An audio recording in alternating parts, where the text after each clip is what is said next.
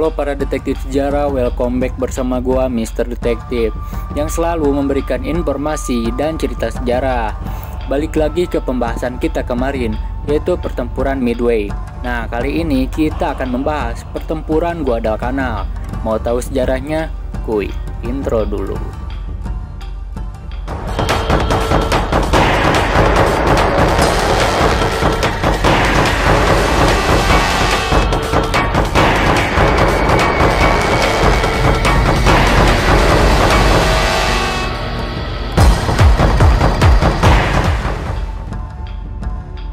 Hari ini, 77 tahun yang lalu, adalah momen saat Amerika Serikat melancarkan serangan darat pertamanya dalam Perang Dunia Kedua. Serangan yang dibuka pada tanggal 7 Agustus 1942 itu bertempat di Kepulauan Solomon Selatan. Peristiwa ini juga dikenal dengan Pertempuran Guadalcanal. Pertempuran ini berlangsung sampai 9 Februari 1943. Dan disebut-sebut sebagai serangan besar pertama oleh pasukan sekutu melawan Kekaisaran Jepang. Pada 7 Agustus 1942, pasukan sekutu yang dipimpin oleh Laksamana Ernest King dengan dua kelompok. Kelompok 1 dengan 11.000 pasukan mendarat di Guadalcanal, sedangkan kelompok 2 dengan 3.000 pasukan mendarat di Tulagi, Florida dan Kepulauan Solomon Selatan. Serangan dibuka oleh kapal-kapal perang sekutu yang membombardir pantai untuk pendaratan, sementara pesawat-pesawat dari kapal induk Amerika Serikat mengebom posisi-posisi Jepang di pulau-pulau yang menjadi sasaran dan menghancurkan 15 pesawat amfibi Jepang di pangkalan mereka di dekat Tulagi. Bertolak belakang dari pendaratan Tulagi yang menemui perlawanan 886 personil Angkatan Laut Jepang, sedangkan pendaratan di Guadalcanal menghadapi perlawanan yang tidak berarti, sehingga pasukan sekutu dengan mudah maju sampai 900 meter dari lapangan terbang Tanjung Luga. Selama operasi pendaratan, pesawat tempur Angkatan Laut Jepang yang berpangkalan di Rabaul di bawah komando Sadayoshi Yamada beberapa kali menyerang kekuatan amfibi sekutu. Akibat dari serangan itu, kapal angkut USS George F. Elliot terbakar dan tenggelam. Serangan juga mengakibatkan kerusakan berat pada kapal perusak USS Jarvis. Dalam serangan udara yang berlangsung lebih dari 2 hari itu, Jepang kehilangan 36 pesawat, sementara Amerika Serikat hanya kehilangan 19 pesawat yang jatuh dalam pertempuran atau kecelakaan, termasuk diantaranya 14 pesawat tempur dari kapal induk. Sekutu juga bermaksud menggunakan Guadalcanal dan Tulagi sebagai pangkalan dalam mendukung kampanyenya untuk akhirnya menangkap atau menetralkan pangkalan utama Jepang. Jepang yang lebih dulu menduduki pulau-pulau itu, tepatnya sejak Mei 1942, dan telah membangun kapalan pesawat terbang amfibi.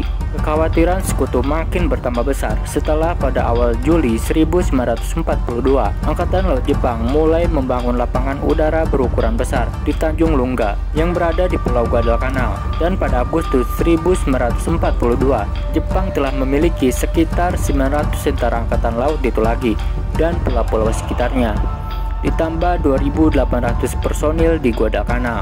Pangkalan-pangkalan militer Jepang tersebut ketika sudah selesai akan melindungi pangkalan militer utama di Rabaul, sekaligus mengancam jalur komunikasi dan logistik sekutu.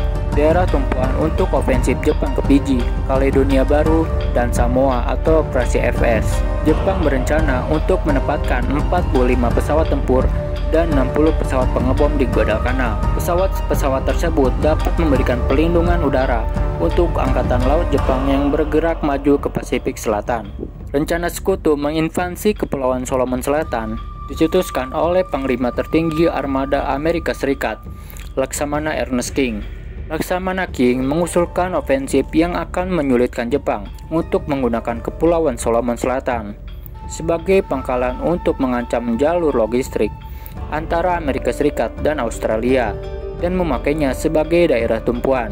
Dengan adanya persetujuan diam-diam dari Roosevelt, Laksamana King juga mengusulkan invasi ke Guadalcanal ketika Jenderal Angkatan Darat Amerika Serikat George C. Marshall menolak rencana tersebut serta mempertanyakan siapa yang akan menjadi komandan operasi. King menyatakan bahwa Angkatan Laut dan Marinir akan melaksanakan operasi tersebut dan menginstruksikan Laksamana Chester Nimitz untuk mengatur rencana pada kampanye ini.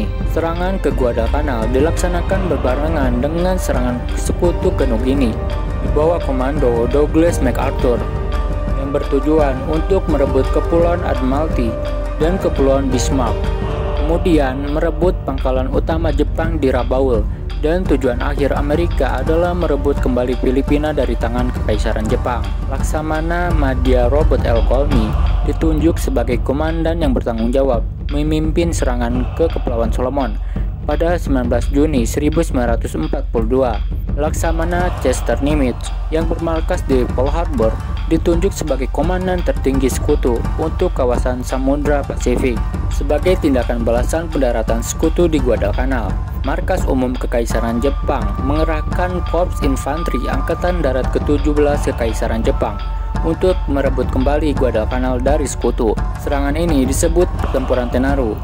Angkatan Darat ke-17 berkedudukan di Rabaul di bawah komando Letnan Jenderal Harakuchi Hayakutake dan didukung oleh armada gabungan di bawah komando Isoroku Yamamoto. Pada waktu itu, Angkatan Darat ke-17 Jepang sedang diterjunkan dalam jumlah besar di kampanye Nugini dan hanya memiliki beberapa unit yang tersisa, diantaranya Infanteri ke-35 di bawah komando Mayor Jenderal Kiyotake Kawaguchi yang sedang berada di Palau, dan Resimen Infanteri ke-4 Detasemen Aoba sedang berada di Filipina. Sementara Resimen Infanteri ke-28 di bawah komando Kolonel Kiyonao Ichiki sedang berada di kapal-kapal transport yang membawa mereka di dekat Guam.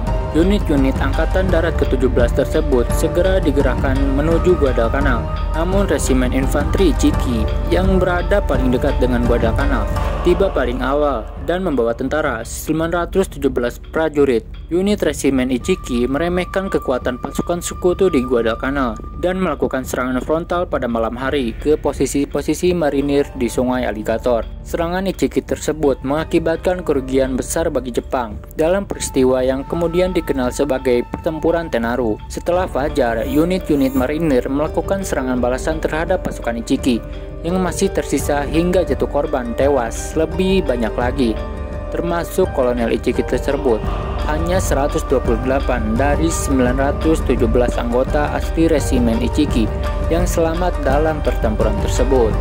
Tentara Jepang yang selamat kembali ke Tanjung Taifu, kemudian memberitahu markas besar Angkatan Darat ke-17 Jepang tentang kekalahan mereka, dan dari pertempuran berikutnya Amerika berhasil memenangkan pertempuran meskipun memiliki banyak korban dalam merebut Pulau Guadalcanal tersebut. Pada 12 Desember 1942, Angkatan Laut Jepang mengusulkan untuk mundur dan melepaskan Kepulauan Guadalcanal. Kemudian pada 28 Desember, Jenderal Hajime Sugiyama dan Laksamana Osamu Nagano secara pribadi memberitahu Kaisar Hirohito tentang keputusan untuk mundur dari Guadalcanal. Pada tanggal 31 Desember 1942, Kaisar Hirohito secara resmi mendukung keputusan tersebut, dan Jepang secara diam-diam mulai mempersiapkan operasi evakuasi yang diberi nama Operasi K. Operasi penarikan mundur dari Guadalcanal menurut rencana dimulai pada akhir Januari 1943. Setelah tentara Jepang ditarik mundur, Guadalcanal dan Tulagi dibangun sebagai pangkalan militer utama untuk mendukung gerak maju sekutu hingga Kepulauan Solomon. Pelabuhan laut dan fasilitas logistik dibangun dalam skala besar di Guadalcanal, Tulagi, dan Florida. Pelabuhan sekitar Tulagi merupakan tempat persinggahan penting bagi kapal-kapal perang dan transport sekutu dalam kampanye Kepulauan Solomon. Unit-unit pasukan dikonsentrasikan di perkemahan besar dan barak-barak di Guadalcanal sebelum dikirim ke Kepulauan Solomon. Setelah kehilangan Guadalcanal, Jepang secara nyata berada dalam posisi bertahan di Pasifik dan secara tidak langsung turut mendorong keberhasilan serangan balik Australia dan Amerika di Gunung Guinea, yang berpuncak pada direbutnya pangkalan-pangkalan militer kunci di Puna Donggona pada 1943. Sejak itu pula, inisiatif strategis telah beralih ke tangan Sekutu. Pada Juni 1943, Sekutu melancarkan Operasi Caldwell dengan cara mengutus jalur komunikasi laut.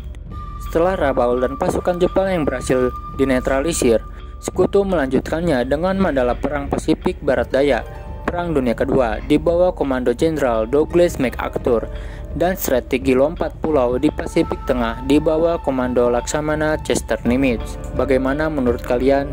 Jika kalian suka, silakan like, comment, and subscribe. Jangan lupa di share ya bos.